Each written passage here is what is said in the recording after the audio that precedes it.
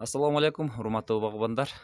Мына бүгүн Абдилла аканын интернетте мактап атышкан дарак бутоочу кайчыларды сатып алдым.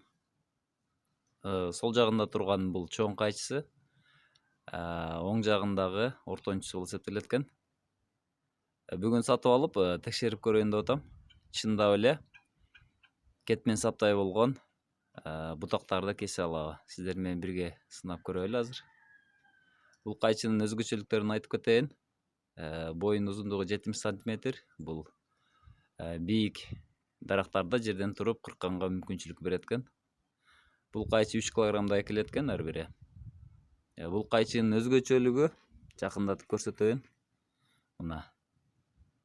Бул 30 мм болгон бутактарды дагы кесе алат деген сөз. Мына ушул ортолук болуп эсептелет экен. Секрет мына ушул экен, мына бул жерде.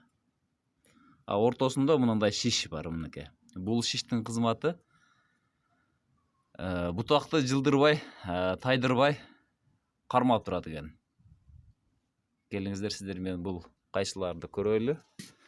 Кандайды кырка алат, кандай мүмкүнчүлүктөрү бар. Муну көрөлү. Кармады. Оңой эле кесип таштады. Кайтак бурч. Оңой кескенге. Жакыныраак тартсам. Мынакей, жакыныраак. Оңой экен, кармайт. Кармагандан кийин сайылат экен, бул жылбайт экен мынакей. Оңой эле кесет экен мына. Кести мына. Оңой эле кесет экен. Токтоп тур.